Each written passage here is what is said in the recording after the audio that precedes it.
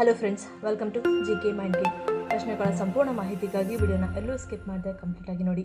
ಇವತ್ತಿನ ಪ್ರಶ್ನೆಗಳಲ್ಲಿ ಮೊದಲನೇ ಪ್ರಶ್ನೆ, ಜೀರ್ಣಾಂಗ ವ್ಯವಸ್ಥೆಯು ಯಾವಾಗಲೂ ಬಲವಾಗಿರಲು ಯಾವುದು ಸಹಾಯ ಮಾಡುತ್ತದೆ? ಆಪ್ಷನ್ಸ್: ಎ ಆಮ್ಲ, ಬಿ ಬೆಲ್ಲ, ಸಿ ಹಾಗಲಕಾಯಿ, ಡಿ ಅಂಜೂರ.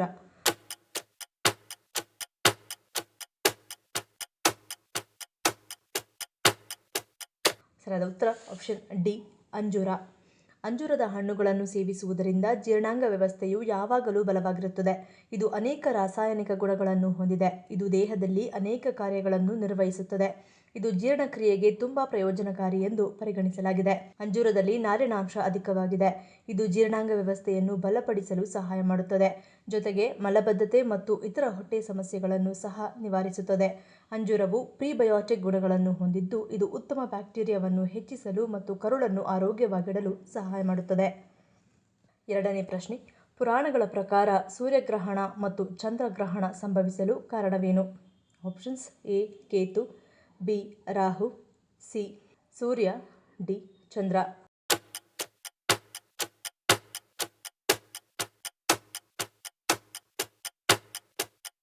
ಸರಿಯಾದ ಉತ್ತರ ಆಪ್ಷನ್ ಎ ಮತ್ತು ಬಿ.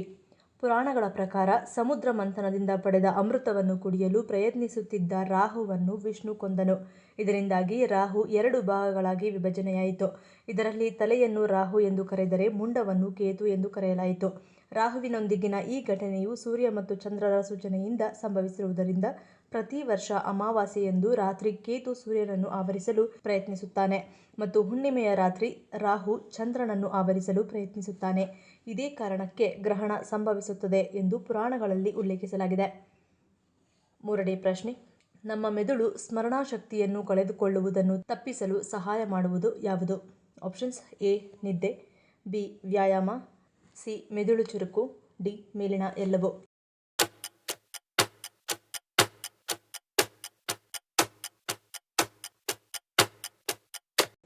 ಸರಿಯಾದ ಉತ್ತರ ಆಪ್ಷನ್ ಡಿ ಮೇಲಿನ ಎಲ್ಲವೂ.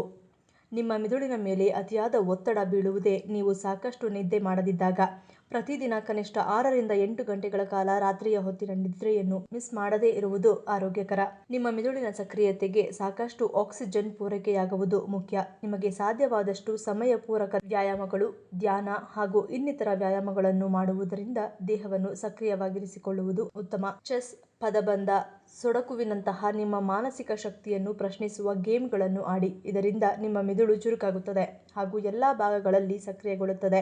ಇನ್ನು ಮುಖ್ಯವಾಗಿ ಆಲ್ಕೋಹಾಲ್ ಸೇವನೆ, ಧೂಮಪಾನ, ವಿಪರೀತ ಮದ್ದುಗಳ ಸೇವನೆ, ತಂಬಾಕು ಮುಂತಾದ ಅಭ್ಯಾಸಗಳನ್ನು ದೂರವಿಡುವುದು ಉತ್ತಮ. ಅಷ್ಟೇ ಅಲ್ಲದೆ ಕೆಲವು ಜಂಕ್ ಫುಡ್ಗಳು ಕೂಡ ಮಾನಸಿಕ ಶಕ್ತಿಯ ಮೇಲೆ ಪರಿಣಾಮ ಬೀರುವುದರಿಂದ ಅಂತಹ ಅಭ್ಯಾಸಗಳಿಂದ ದೂರ ಉಳಿಯುವುದು ಒಳಿತು. ನಾಲ್ಕನೇ ಪ್ರಶ್ನೆ, ಇಂದಿಗೂ ಇತಿಹಾಸ ಕಂಡ ಮಹಾಪರಾಕ್ರಮಿ ರಾಜ ಯೋಧ ಎಂದು ಜಗತ್ತು ಯಾರನ್ನು ಗುರುತಿಸುತ್ತದೆ? Options: A Shivaji, B Alexander, C Tipu Sultan, D Chandragupta Maurya.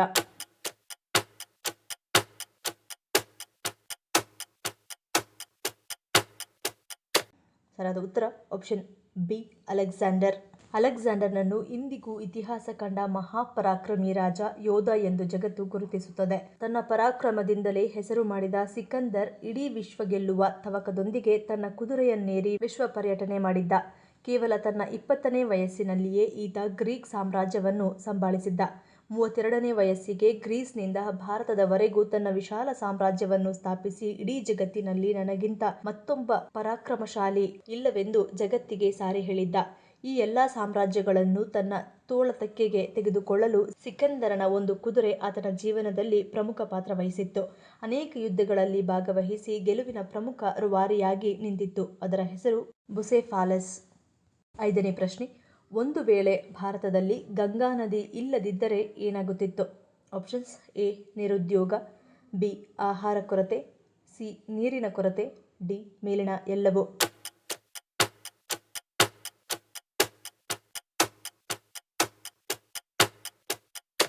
ಸರಿಯಾದ ಉತ್ತರ ಆಪ್ಷನ್ ಡಿ ಮೇಲಿನ ಎಲ್ಲವೂ. ಭಾರತದಲ್ಲಿ ಗಂಗೆ ಕೇವಲ ನದಿಯಲ್ಲ, ಗಂಗಾ ನದಿ ಕೋಟ್ಯಾಂತರ ಜನರ ನಂಬಿಕೆ, ಭಾರತೀಯ ನಾಗರಿಕತೆ ಮತ್ತು ಸಂಸ್ಕೃತಿಯ ಅವಿಭಾಜ್ಯ ಅಂಗವಾಗಿದೆ. ಇಂದು ಗಂಗಾ ನದಿ ಲಕ್ಷಾಂತರ ಜನರ ಜೀವನ ಮತ್ತು ಜೀವನಾಧಾರವಾಗಿದೆ. ಭಾರತದಲ್ಲಿ ಗಂಗಾ ನದಿ ಇಲ್ಲದಿದ್ದರೆ ಒಂದು ಭಾಗ ಮರುಭೂಮಿ ಅಥವಾ ಬಂಜರು ಭೂಮಿಯಾಗುತ್ತಿತ್ತು. ಉತ್ತರ ಭಾರತದ ಹಲವು ರಾಜ್ಯಗಳಲ್ಲಿ ಕುಡಿಯುವ ನೀರಿಗೆ ಹಾಹಾಕಾರ ಉಂಟಾಗುತ್ತಿತ್ತು. ಇಂದು ಗಂಗಾ ನದಿ ಹಲವು ರಾಜ್ಯಗಳಿಗೆ ಕುಡಿಯುವ ನೀರಿನ ಮೂಲವಾಗಿದೆ. ಗಂಗಾ ನದಿಯಿಂದ ಕೇವಲ ಕೃಷಿ ಕ್ಷೇತ್ರ ಅಭಿವೃದ್ಧಿಯಾಗಿಲ್ಲ, ನದಿಯಿಂದ ಜಲ ಸಾರಿಗೆ, ಮೀನುಗಾರಿಕೆ ಅಂತಹ ಉದ್ಯೋಗಗಳು ಸೃಷ್ಟಿಯಾಗಿವೆ. ಗಂಗಾ ನದಿಯಿಂದಲೇ ಹಲವರು ಬದುಕು ಕಟ್ಟಿಕೊಂಡಿದ್ದಾರೆ. ನದಿ ಇಲ್ಲದಿದ್ದರೆ ನಿರುದ್ಯೋಗ ಸೃಷ್ಟಿಯಾಗುತ್ತಿತ್ತು. ಗಂಗಾ ನದಿ ದಡದಲ್ಲಿರುವ ಮಣ್ಣು ಅತ್ಯಂತ ಫಲವತ್ತತೆಯಿಂದ ಕೂಡಿದೆ. ಇಲ್ಲಿಯ ಕೃಷಿ ಸಂಪತ್ತು ಭರಿತವಾಗಿದೆ. ಒಂದು ನದಿ ಇಲ್ಲದಿದ್ದರೆ ದೇಶ ಆಹಾರದ ಕೊರತೆಯನ್ನು ಎದುರಿಸುತ್ತಿತ್ತು. ಗಂಗಾ ನದಿಯಿಂದಾಗಿ ಸುತ್ತಲಿನ ಪ್ರದೇಶದ ಅಂತರ್ಜಲ ಮಟ್ಟ ಸಹ ಹೆಚ್ಚಿದೆ. ಇನ್ನು ಗಂಗಾ ನದಿಯಲ್ಲಿ ವಿವಿಧ ರೀತಿಯ ಜಲಚರಗಳು ಕಂಡುಬರುತ್ತವೆ. ಈ ನದಿ ಇಲ್ಲದಿದ್ದರೆ ಈ ಜೀವಿಗಳ ಅಸ್ತಿತ್ವಕ್ಕೆ ಅಪಾಯವಾಗುತ್ತಿತ್ತು. ಗಂಗಾ ನದಿಯ ದಡದಲ್ಲಿ ಕೋಟಿಗಟ್ಟಲೆ ಜನರು ವಾಸಿಸುತ್ತಿದ್ದಾರೆ. ಜಗತ್ತಿನ ಯಾವ ನದಿಯೂ ತನ್ನ ದಡದಲ್ಲಿ ಇಷ್ಟೊಂದು ಜನ ನೆಲೆಸಿಲ್ಲ. ಒಂದು ವೇಳೆ ಈ ನದಿ ಇಲ್ಲದಿದ್ದರೆ ಜಲಚರ ಸಂಕುಲ ಮತ್ತು ಜನರ ಜೀವನೋಪಾಯದ ಮೇಲೆ ಪರಿಣಾಮ ಬೀರುತ್ತಿತ್ತು. 6ನೇ ಪ್ರಶ್ನೆ, ಯಾವ ಮೀನನ್ನು ತಿನ್ನುವುದು ಆರೋಗ್ಯಕ್ಕೆ ಅಪಾಯಕಾರಿ? Options: A tuna, B mackerel, C ಮತ್ತಿ, ಡಿ ಬಾಂಗುಡೆ.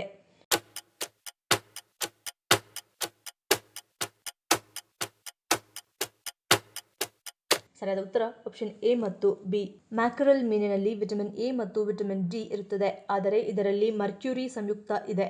ಆದ್ದರಿಂದ ಈ ಮೀನನ್ನು ತಿನ್ನುವುದರಿಂದ ಹೊಟ್ಟೆಯಲ್ಲಿ ಮರ್ಕ್ಯುರಿ ಸಂಯುಕ್ತ ಸಂಗ್ರಹವಾಗಿ ಅನೇಕ ಅಪಾಯಕಾರಿ ಕಾಯಿಲೆಗಳಿಗೆ ಕಾರಣವಾಗಬಹುದು.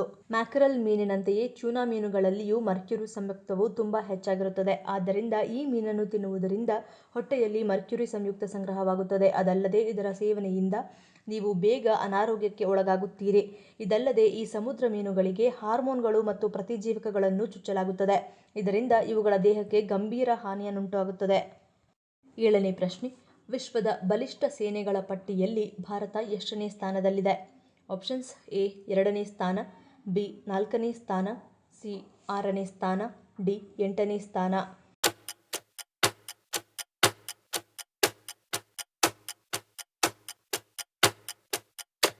ಸರಿಯಾದ ಉತ್ತರ ಆಪ್ಷನ್ ಬಿ 4ನೇ ಸ್ಥಾನ. Global fire power index ranking ಪ್ರಕಾರ ಅಮೆರಿಕ ವಿಶ್ವದ ಅತ್ಯಂತ ಶಕ್ತಿಶಾಲಿ ಮಿಲಿಟರಿ ಎನಿಸಿದೆ. ರಷ್ಯಾ ಮತ್ತು ಚೀನಾ 2 ಮತ್ತು 3ನೇ ಸ್ಥಾನದಲ್ಲಿದ್ದರೆ ಭಾರತವು ವಿಶ್ವದ 4ನೇ ಅತ್ಯಂತ ಶಕ್ತಿಶಾಲಿ ಮಿಲಿಟರಿ ಶಕ್ತಿಯಾಗಿ ಸ್ಥಾನ ಪಡೆದಿದೆ. 8ನೇ ಪ್ರಶ್ನೆ, ಯಾವ ಸಮಸ್ಯೆ ಇರುವವರು ತಪ್ಪಿಯೂ ಪೇರಳೆಯನ್ನು ತಿನ್ನಬಾರದು? ಆಪ್ಷನ್ಸ್: ಎ ವಾತ, ಬಿ ಹಲ್ಲು ನೋವು, ಸಿ ಅತಿಸಾರ, ಡಿ ಮೇಲಿನ ಎಲ್ಲವೂ.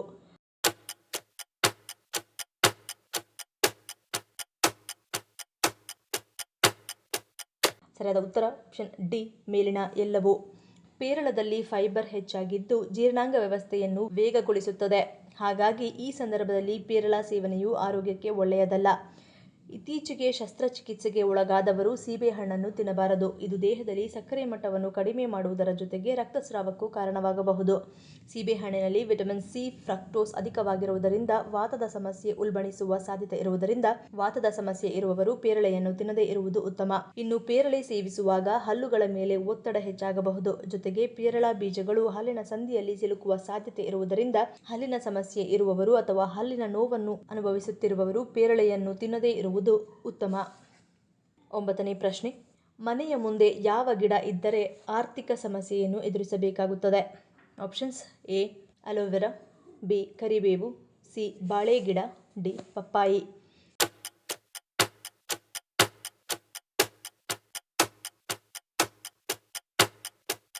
ಸರಿಯಾದ ಉತ್ತರ ಆಪ್ಷನ್ ಡಿ ಪಪ್ಪಾಯಿ. ವಾಸ್ತುಶಾಸ್ತ್ರದ ಪ್ರಕಾರ ಮನೆಯ ಮುಂದೆ ಪಪ್ಪಾಯಿ ಮರ ಬೆಳೆಸುವುದು ಒಳ್ಳೆಯದಲ್ಲ. ಮೇಲಾಗಿ ವಾಸ್ತು ಪ್ರಕಾರ ಮನೆಯ ಸುತ್ತಮುತ್ತಲೂ ಪಪ್ಪಾಯಿ ಮರವನ್ನು ನೆಡಬಾರದು, ಏಕೆಂದರೆ ಇದು ಅಶುಭದ ಸಂಕೇತವೆಂದು ಪರಿಗಣಿಸಲಾಗುತ್ತದೆ. ನೆಟ್ಟರೆ ಹಣದ ಸಮಸ್ಯೆ ಸದಾ ಮನೆಯನ್ನು ಕಾಡುತ್ತದೆ. ಇದಲ್ಲದೆ ಜಗಳಗಳು ಮತ್ತು ಕಿರುಕಿರುಗಳು ಉದ್ಭವಿಸುತ್ತವೆಯಂತೆ. ಮುಖ್ಯವಾಗಿ ಪಪ್ಪಾಯಿ ಮರವನ್ನು ಪೂರ್ವಜರ ವಾಸಸ್ಥಾನವೆಂದು ಪರಿಗಣಿಸಲಾಗುತ್ತದೆ. ಅದಕ್ಕಾಗಿಯೇ ಈ ಮರವನ್ನು ಮನೆಯ ಹತ್ತಿರ ಅಥವಾ ಮನೆಯ ಮುಂದೆ ನೆಡಬಾರದು ಎಂದು ಹೇಳಲಾಗುತ್ತದೆ. ಈ ಗಿಡವನ್ನು ನೆಡುವುದರಿಂದ ಮಕ್ಕಳಿಗೆ ಯಾವಾಗಲೂ ತೊಂದರೆಯಾಗುತ್ತದೆ. ಮನೆಯಿಂದ ಶಾಂತಿ, ನೆಮ್ಮದಿ ದೂರವಾಗುತ್ತದೆ. ಆದ್ದರಿಂದಲೇ ಮನೆಯ ಮುಂದೆ ಈ ಗಿಡ ನೆಡಬಾರದು ಎನ್ನುತ್ತಾರೆ. ಈ ಪ್ರಶ್ನೆಗಳಲ್ಲಿ ನೀವು ಎಷ್ಟು ಪ್ರಶ್ನೆಗಳಿಗೆ ಸರಿ ಉತ್ತರವನ್ನು ಕೊಟ್ಟರೆ ಅನ್ನೋದನ್ನು ಕಮೆಂಟ್ ಮಾಡಿ ತಿಳಿಸಿ. ಈ ವಿಡಿಯೋ ನಿಮ್ಗೆ ಇಷ್ಟ ಆಗಿದ್ರೆ ಮರಿದೇ ಲೈಕ್ ಮಾಡಿ, ಶೇರ್ ಮಾಡಿ, ಸಬ್ಸ್ಕ್ರೈಬ್ ಮಾಡಿ. ನನ್ನ ಚಾನಲ್ನ ಇನ್ನೂ ಸಬ್ಸ್ಕ್ರೈಬ್ ಮಾಡಿದೆ ಹಾಗೆ ವಿಡಿಯೋಸ್ ನೋಡ್ತಿದ್ರೆ ಪ್ಲೀಸ್ ಸಬ್ಸ್ಕ್ರೈಬ್ ಮಾಡಿ, ಸಪೋರ್ಟ್ ಮಾಡಿ. ಮತ್ತೊಂದು ಇಂಟ್ರೆಸ್ಟಿಂಗ್ ವಿಡಿಯೋನಿಗೆ ಸಿಗ್ತೀನಿ. Until love you all, take care.